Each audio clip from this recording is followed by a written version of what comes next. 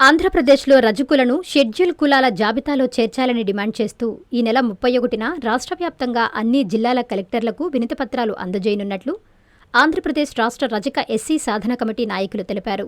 గురువారం చిత్తూరు బీసీ సంక్షేమ సంఘం కార్యాలయంలో ఏర్పాటు చేసిన మీడియా సమావేశంలో కమిటీ కోర్ కమిటీ సభ్యులు పి. షణ్ముగం, కన్వీనర్ అక్కినపల్లి లక్ష్మయ్య మాట్లాడుతూ దేశంలోని 18 రాష్ట్రాలు, 3 కేంద్రపాలిత ప్రాంతాల్లో రజకులు ఎస్సీ జాబితాలో ఉన్నప్పటికీ ఆంధ్రప్రదేశ్లో మాత్రం ఇప్పటివరకు చేర్చలేదన్నారు. గత 50 ఏళ్లుగా ప్రభుత్వాలకు విజ్ఞప్తులు చేస్తూ అనేక ఉద్యమాలు నిర్వహించినా సమస్య పరిష్కారం కాలేదని ఆవేదన వ్యక్తం చేశారు.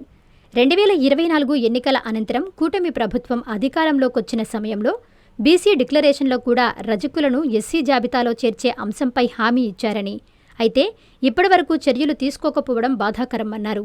గత 5 నెలలుగా రాష్ట్రంలోని వివిధ జిల్లాలలో రాజకీయ పార్టీలకు అతీతంగా రౌండ్ టేబుల్ సమావేశాలు నిర్వహిస్తూ ప్రభుత్వానికి విజ్ఞప్తులు చేస్తున్నామని తెలిపారు. ఇప్పటికే 8 సమావేశాలు పూర్తయినా ప్రభుత్వం తమను చర్చలకు ఆహ్వానించడంలో జాప్యం చేస్తోందని ఆరోపించారు.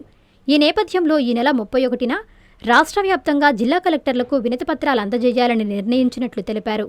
అనంతరం అన్ని రాజకీయ పార్టీల ప్రజాప్రతినిధులను కలిసి మద్దతు కోరతామని, రాజకీయ పార్టీల అధ్యక్షులను కలిసి సమస్య పరిష్కారానికి సహకరించాలని విజ్ఞప్తి చేస్తామని చెప్పారు. అప్పటికీ ప్రభుత్వం స్పందించకపోతే ప్రజాస్వామ్య పద్ధతిలో ఉద్యమాలను ఉధృతం చేస్తామని స్పష్టం చేశారు. ఈ సమావేశంలో కోర్ కమిటీ సభ్యులు సోమశేఖర్, రమేష్ బాబు, కో కన్వీనర్ వెంకటేష్, అర్జున్ కుమార్ తదితరులు పాల్గొన్నారు. ముఖ్యంగా ఆంధ్రప్రదేశ్లో రజకుల్ని షెడ్యూల్ కులాల జాబితాలో చేర్చాలని చెప్పని గత 40 సంవత్సరాలకు పైగా మా రాష్ట్రంలో ఉన్నటువంటి పెద్దలందరూ కూడా అనేక మంది ముఖ్యమంత్రులను కలవడం జరిగింది. అయితే మొట్టమొదటిసారిగా బడుగు బలహీన వర్గాలకు తెలుగుదేశం పార్టీ వ్యవస్థాపకులైనటువంటి నందమూరి తారక రామారావు గారు 1986లో రాష్ట్ర కేబినెట్ తీర్మానం చేసి కేంద్ర ప్రభుత్వానికి సిఫారసు చేసిన తర్వాత ఈ యొక్క స్థితిగతులపైన మరి చంద్రబాబు నాయుడు గారు కూడా 2014లో చెప్పడం జరిగింది. కాబట్టి మేము 2.5 సంవత్సరం అవుతున్న సందర్భంగా ప్రభుత్వానికి, ముఖ్యమంత్రి గారికి నేను 2 సార్లు కలిసి కూడా మాట్లాడడం జరిగింది. చంద్రబాబు నాయుడు గారిని చూస్తామనేటువంటి ఒక నిర్లక్ష్య ధోరణితోటి ఇప్పటి వరకు కాలయాపన చేశారు ముఖ్యమంత్రి గారు.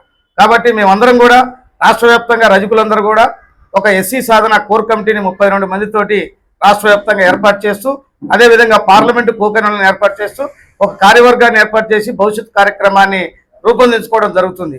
అందులో భాగంగానే ఈ నెల 31వ తారీఖు నాడు 26 జిల్లాల కలెక్టర్ల దగ్గరికి వెళ్ళి అందరం కూడా అక్కడ నిరసన తెలియజేస్తూ ప్రభుత్వ నిర్లక్ష్య వైఖరిని విడనాడాలని, ప్రభుత్వం వెంటనే రజక ఎస్సీ సాధన కమిటీతో చర్చలు జరిపేసి భవిష్యత్తు అధ్యయన కమిటీని ముఖ్యమంత్రి గారు ప్రకటించాలని, ప్రకటించేంత వరకు మేము ప్రభుత్వాన్ని వెంటాడుతూనే ఉంటామని చెప్పేసి, ఎందుకంటే ఈ రాష్ట్ర ప్రభుత్వానికి మేమందరం కూడా మద్దతుగా నిలబడ్డాం. ఈ మద్దతుగా నిలబడినటువంటి అత్యంత వెనకబడినటువంటి రజక సామాజిక వర్గాన్ని 2.5 సంవత్సరం అయినా కూడా కనీసం మేనిఫెస్టోలో పెట్టేటువంటి డిమాండ్ని చర్చించకుండా ఈరోజు నిర్లక్ష్యం చేస్తున్నారు. కాబట్టి తక్షణమే రేపు 31వ తారీఖు నాడు కలెక్టర్ల ద్వారా ఇచ్చినటువంటి రిప్రజెంటేషన్ ముఖ్యమంత్రి గారికి అందుతుంది.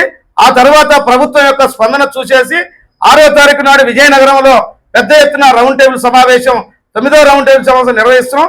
అక్కడ భవిష్యత్ కార్యాచరణ కూడా ప్రభుత్వంగా ఇదే విధంగా నిర్లక్ష్య వైఖరి వహిస్తే భవిష్యత్తు ఉద్యమానికి రాష్ట్ర వ్యాప్తంగా పిలిపిస్తామని చెప్పని ఈ సందర్భంగా తెలియజేస్తున్నాం.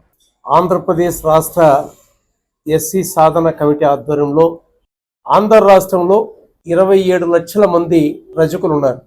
గత 50 సంవత్సరాలుగా కూడా రాష్ట్ర ప్రభుత్వాలు, కేంద్ర ప్రభుత్వాల పైన చాలా మంది మహనీయులు మా కులం నుండి ఉమ్మడి రాష్ట్రం ఉన్నప్పటికీ కూడా రజకులను షెడ్యూల్ కులాల జాబితాలో చేర్పించాలని అనేక మంది ప్రధానమంత్రులకు, ముఖ్యమంత్రులకు విజ్ఞప్తి చేశాం. అనేక పోరాటాలు కూడా చేశాం, ఢిల్లీ స్థాయి నుండి గల్లీ స్థాయి వరకు. తెలుగుదేశం పార్టీ ఆవిర్భావం తర్వాత స్వర్గీయ నందమూరి తారక రామారావు గారు కేబినెట్లో ఆమోదింపు చేసి కేంద్రానికి సిఫార్సు చేశారు.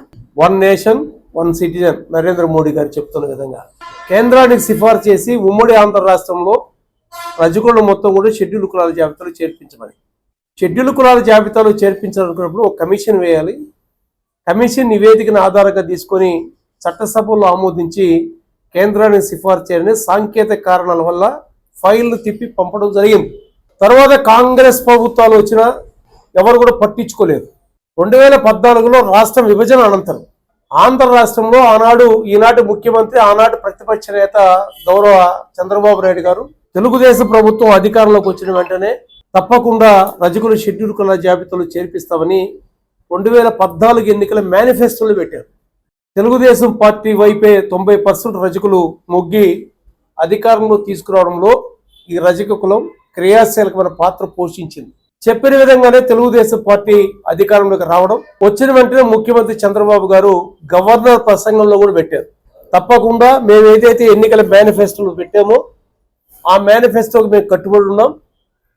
రజకుల షెడ్యూల్ కులాల జాబితాలో చేర్పించడానికి మేము సిద్ధంగా ఉన్నాం, మా ప్రభుత్వం కట్టుబడి ఉందని కూడా గవర్నర్ ప్రసంగంలో పెట్టారు.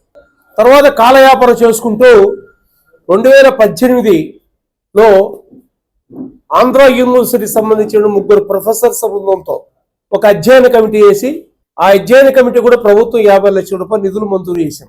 ఆ అధ్యయన కమిటీ శ్రీకాకుళం, విజయనగరం జిల్లాలో పర్యటన చేసేటప్పటికి మా దురదృష్టం వీళ్ళ కాలయాపన వల్ల ఎలక్షన్ నోటిఫికేషన్ రావడం, అర్ధాంతరంగా ఆ అధ్యయన కమిటీ ఆగిపోవడం జరిగింది. 2019లో తెలుగుదేశం ప్రభుత్వం అధికారం కోల్పోవడం, వైసీపీ ప్రభుత్వం అధికారంలోకి వచ్చింది.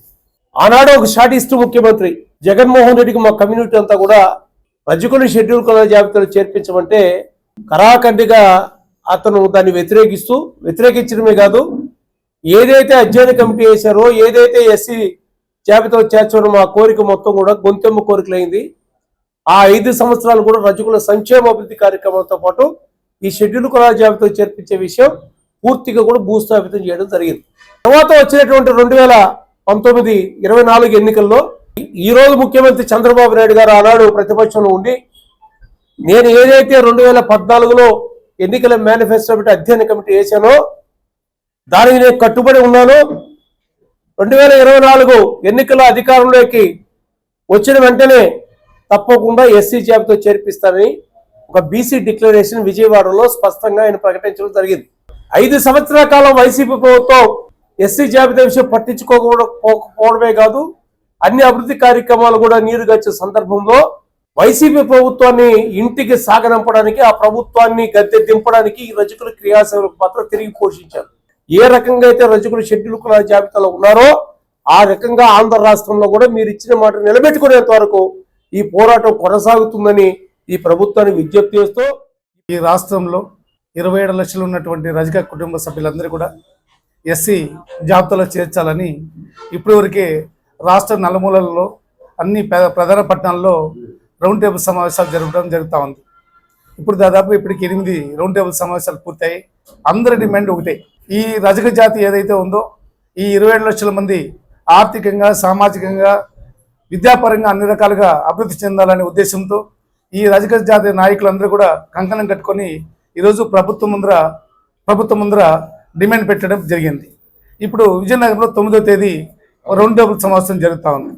ఈ నెల 31వ తారీఖున అన్ని రాష్ట్రంలో ఉన్నటువంటి అన్ని కలెక్టర్ ఆఫీసులలో రజక కుటుంబ సభ్యులకి ఆయా జిల్లాల్లో ఉన్నటువంటి కన్వీనర్లు, కో కన్వీనర్లు, అలాగే మన రాష్ట్ర ఎస్సీ సాధన కమిటీ కన్వీనర్ ఉన్నారు లక్ష్మీ గారి ఆధ్వర్యంలో మేమందరూ కూడా అన్ని జిల్లా కలెక్టర్ ఆఫీసుల్లో ఈ వినతి పత్రాలు ఇవ్వడం జరుగుతూ ఉంది.